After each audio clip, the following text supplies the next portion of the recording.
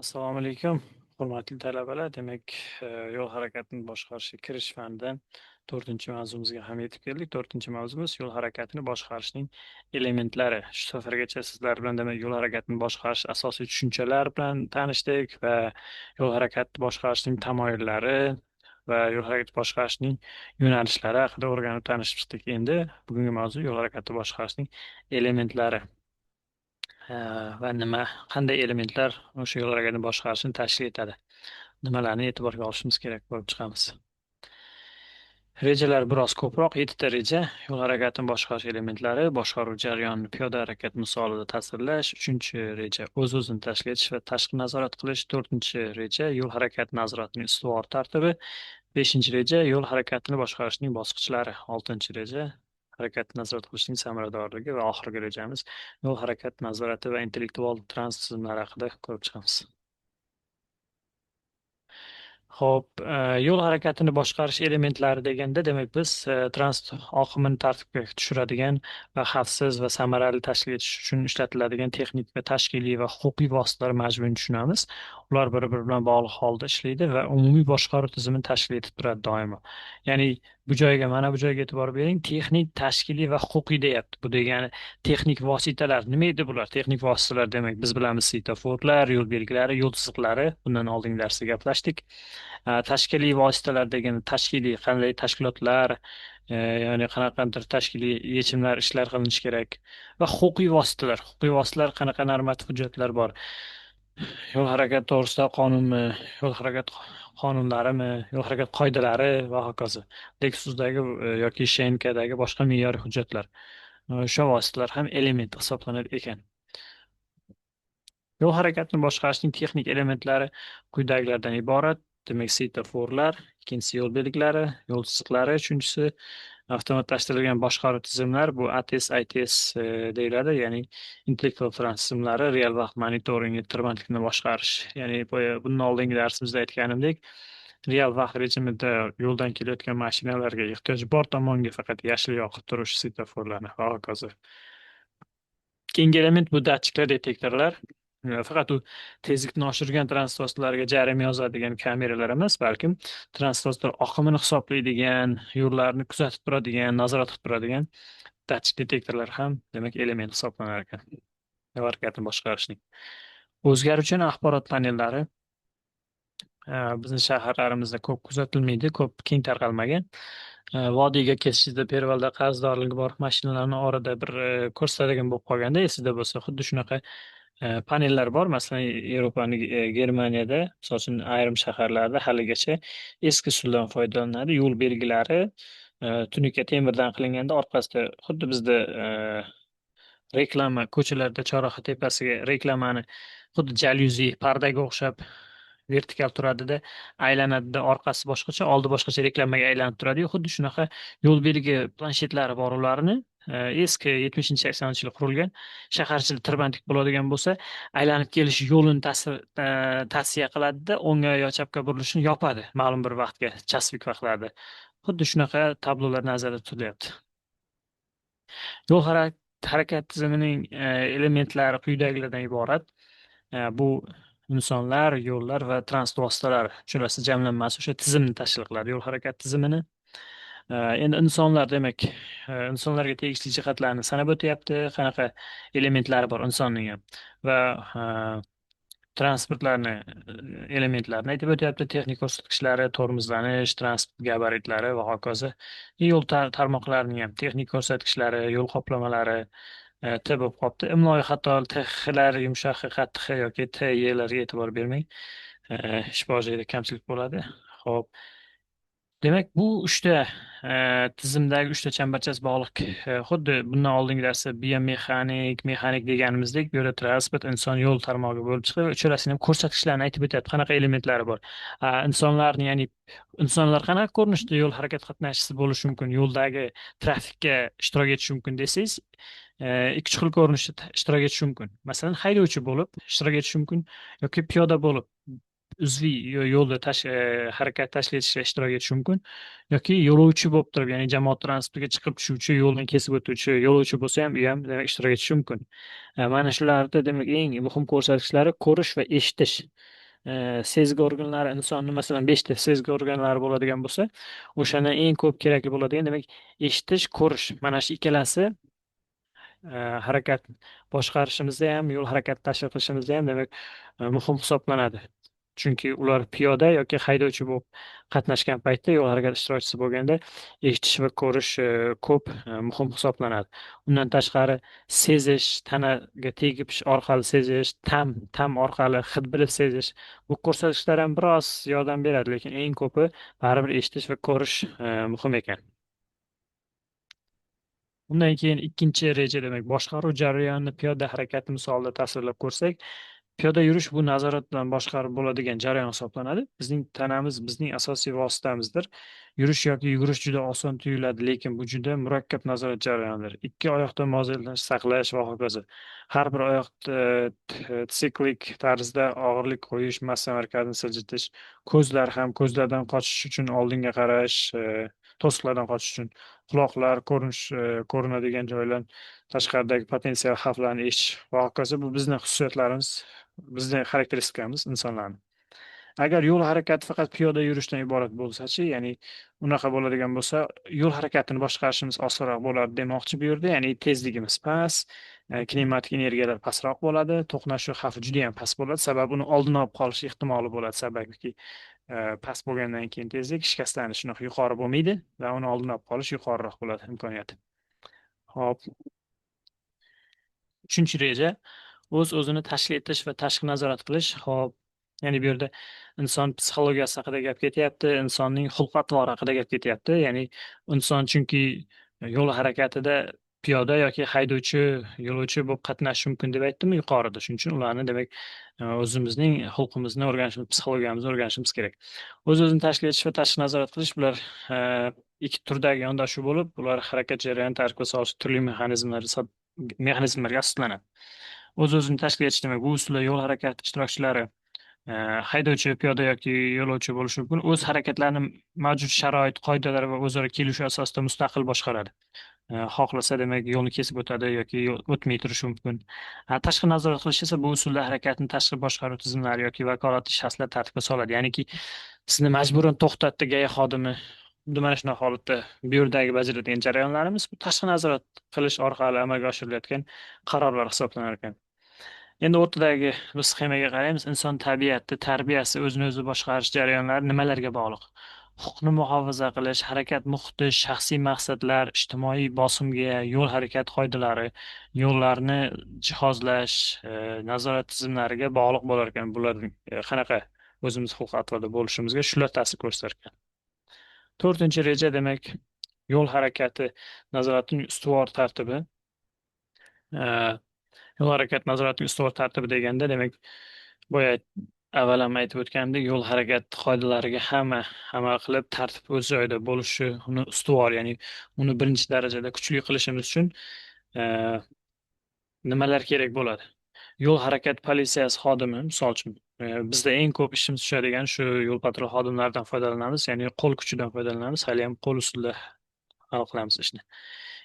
Yana bittasi yo'l harakati signallari, ya'ni chiroqlar oldindan shaharda demak boyaginaqa agar adaptiv bo'lganda edi, shaharda situatsion sentrlardan turib oldindan boshqarish lozim bo'lishi mumkin edi signallar orqali. Yana bittasi yo'l harakati belgilari, yo'l harakati qoidalari. Mana shular demak ustuvor tartibini belgilab beradigan narsalar hisoblanadi, ya'ni elementlar hisoblanadi. Hop, beshinchi reja yo'l harakatini boshqarishning bosqichlari. Yo'l harakatini boshqarishning bosqichlari odatda 4 asosiy bosqichdan iborat bo'ladi. Hop, birinchisi demak ma'lumot yig'ish. Chunki birinchi bosqich doim ma'lumot yig'ish, kuzatish, o'rganishdan iborat bo'ladi. Odatda bu paytda biz transport oqimi zichligi, tezligi, tirbandlik uzunligi, ob-havo sharoitlarini, YTH yoki to'siqlar haqida ma'lumot yig'amiz. Ikkinchi bosqich tahlil va baholash. SOS strilkasi bo'yicha ketyapti. 1, 2, 3, 4 ta bosqich. Ikkinchi bosqich bu tomonda o'ng tepada tahlil va baholash. Yig'ilgan ma'lumotlarni qayta ishlaymiz bu bosqichda. Ya'ni ko'rib chiqib, muammoni aniqlashimiz kerak. Shuning uchun biz hamma tomonlarni baholab chiqamiz. Ya'ni oqim tezligi qanaqa holatda, talab va taklif qanaqa holatda, xavfli joylar, tochkalar aniqlab chiqilib, prognoz qilamiz, analiz qilamiz bu bosqichda. Uchinchi bosqichda qaror qabul qilish, ya'ni boshqaruvni rejalashtirish. Endi tahlildan so'ng uchinchi bosqichda demak optimal boshqaruv choralarini tanlar ekanmiz, yechimlarni ishlab chiqamiz. Mana bu svetofor bunaqa ishlashi kerak. Bu yerda ko'cha bu payt soat falon vaqtda chapga burilishini yopamiz. Bunaqa tashkil qilamiz. Jamoat transporti bu yerda ko'payadi avtobuslar soni mana buyoqqa tashiydi deb tashkil qilish rejalarini, yechimlarni ishlab chiqamiz. To'rtinchisi amalga oshirish va nazorat qilish. Ya'ni qabul qilingan qarorni real vaqt rejimida joriy etiladi va u keyin kuzatib boriladi, baholab boriladi. O'sha biz o'rnatgan, biz qilgan yo'l belgi, yo'l svetoforlar qanday ishlayotganligi nazorat qilib boriladi. Hop, yo'l harakatini boshqarish bosqichlarida, demak, chap tomondagi diagrammalarga e'tibor qaratamiz. Shu nazorat qilish bosqichi bir-biriga uzviy mana bunaqa bog'liq ekan. Ya'ni harakatchanlik, harakatlanishdan tortib transport xizmatlarigacha, xizmatlar, transport xizmatlari esa yo'l harakati oqimlariga ta'sir qilib turadi. Yo'l harakati oqimlari o'z-o'zidan transport vositalari va insonlardan yuzaga keladi. Ya'ni insonlar piyoda yoki haydovchi bo'ladi va ular avtomobil transport vositalarini boshqarishadi. Undan keyin traffic flow, ya'ni yo'l harakati oqimlari yuzaga keladi. Keyin ularga demak biz xizmat ko'rsatamiz, transport xizmatlarini. Va yakunda jami yig'ilib e, mobility, ya'ni harakatlanish, yo'l harakati paydo bo'ladi desak bo'ladi. Ho'p. Endi o'ng tomonga qarasak, bu yerda ko'rsatilayotgan diagram, bu jadvalda ko'rsatilyaptiki, eng faol yo'l harakatini boshqaruv usullari.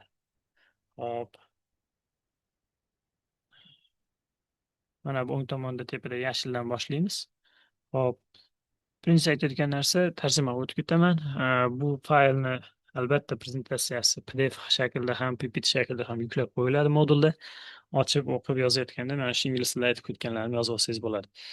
Demak, Adaptive Traffic Signal Control degani moslashuvchan yo'l harakati svetoforlari, chiroqlar, boyagi moslashuvchi svetoforlarimiz. Mashinaga qaysi ko'chadan nechta mashina kelayotganiga qarab mos ravishda signallar yoqib turadigan svetoforimiz. O'ng tomondagi ko'k halqachani aytaman. Dynamic Junction Control degani dinamik chorraha nazorati, ya'ni chorrahada dinamikani kuzatib borish, nazorat qilib borish. Ya'ni bir xil usulda aytdim, bozorlar yoki viloyatdan shaharga kirib kelish joylarida ertalab kirishga ko'proq yashil, chiqib ketishga yoki qaysi tomonga mahallaga kirib ketishda oqim kechqurun ko'payadigan bo'lsa, o'sha paytlarga yashil qizil o'zgarsa, masalan bizda ham Farxatskiy bozor tomon ketayotganingizda Chilonzor metro atroflarida ham shunaqa chorrahalarimiz borku, o'zgarib turadi. Kechqurun, ertalab boshqacha sekundlar yonadi. Xuddi shunaqa chorrahadagi demak o'zgarib turuvchi dinamik boshqaruv. Keyin pastdagi dinamik lane reversal, ya'ni boyagi palaslar sonini bizda yo'l harakati qoidalarida, yo'l chiziqlarida bilsangiz reversiv harakatni tashkil qilish chiziqlarimiz bor. O'shanda aytadi. Demak, bu o'sha narsani ishora berib turibdi. Reversiv yo'l chiziqlaridan foydalangan holda demak, shaharga kirishda 3 ta palasadan mashina kirib kelishini tashkil qilishingiz mumkin. Chiqib ketishga ertalab kam bo'lsa ehtiyoj bitta.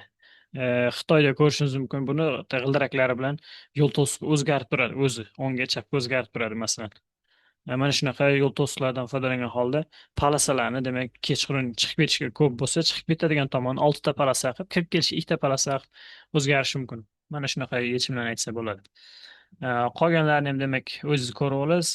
Bu yerda yana aytilayotgan narsalari, masalan, queue warning degani tirbandlikdan ogohlantirib turadigan uskunalar va hokazo. Tezlikni cheklovchi, o'zgarib boruvchi qurilmalar xorij tajribasidan asoslanib eng optimallari keltirilgan bu yerda. 6-chi reja harakatni nazorat qilishning samaradorligi. Harakatni nazorat qilishning samaradorligi bu yo'l harakatini boshqarish tizimi orqali maqsadlarning qanchalik darajada amalga oshirilganini ko'rsatadigan mezon yig'indisi hisoblanadi.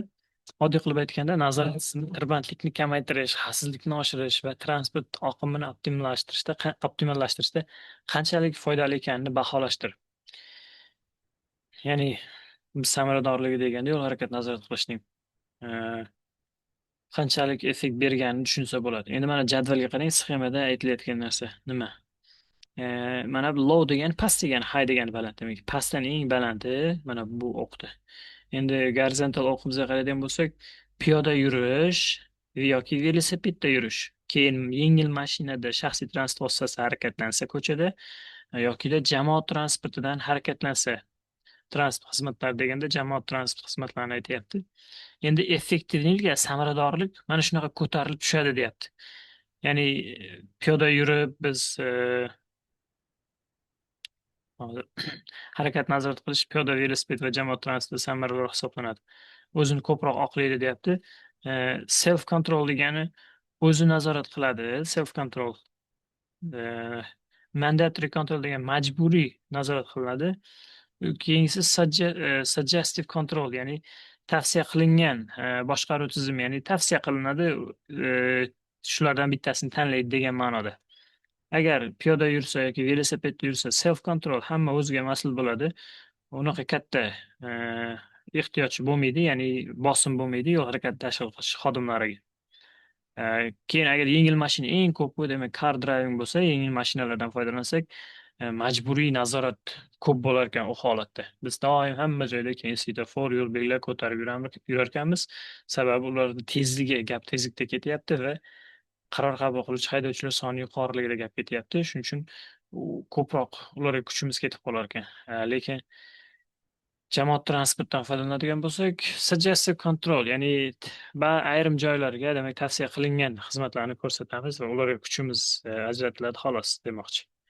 Hop, shuning uchun mana bu rasmni qo'ydim sirazi, o'sha gapga misol qilib keltirish uchun. Mana jamoat transportida yuradigan bo'lsa, ya'ni faqat shuncha insonlarga bitta avtobusda yurib, ularning ehtiyojiga, e, ularni harakatini boshqarishga kuchimizni sarflasak ham bo'ladi hokimiyat sifatida, yoki hokimiyat, demak, piyoda, velosiped yursa o'zlariga qo'yib berishi ham mumkin.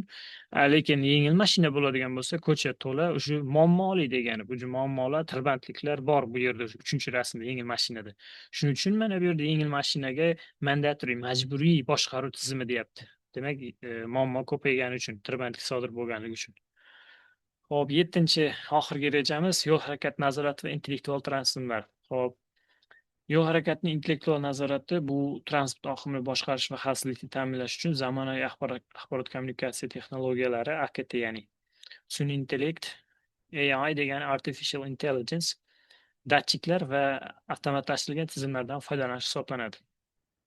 Ya'ni biz transport oqimini boshqarish uchun, yo'l harakatini boshqarish, tashkil qilish uchun biz sun'iy intellektdan foydalansak yoki axborot uzatuvchi telekommunikatsiya vositalaridan foydalansak, datchik qurilmalardan, radarlardan foydalanishimiz intellektual tizimlar deyilar ekan. Hop, intellektual tizimlari deyapti va aqlli harakatlanish tizimlari o'z ichiga mobility managementni oladi. Mobility management esa trafik kontrolni eng markazida ushlab turadi, deyapti. Ya'ni yo'l harakati boshqaruvini maqsadi demoqchi. Intellektual tizimi nima degan savolga, demak, bitta yana buni o'qib olasiz o'zingiz va bitta mulohaza qilib olasiz. Hop. Buni rasm ko'rinishda ham bundan oldingi darsda ko'rsatganim, yana ham kattaroq qildim tushuntirish uchun. Mana transport keldi, u ma'lumotni radarlar, detektorlar miyasiga jo'natyapti. Demak, u trafik sentrga jo'natyapti u ma'lumotni. Internetdan Wi-Fi orqali yoki kabel internet orqali sentrdan yana miyasiga jo'natyapti. Svetofor keyin yana ko'chada shu transportlarga mos yonadi. Yashili, qizili. Bu millisoniyalar ichida sodir bo'ladi. Xo'p. Endi intellektual tizimlarini nima degan savolga yana bitta video bor. Bu videoni hozir batafsil ko'rmaymiz bu yerda, chunki bu video alohida modulga joylangan. Moduldan bu videoni olib ko'rishingiz kerak bo'ladi.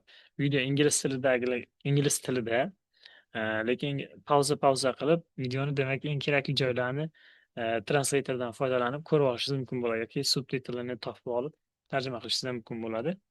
Men hozir qisqacha joy ayrim joylarini keltirib o'tib ketaman.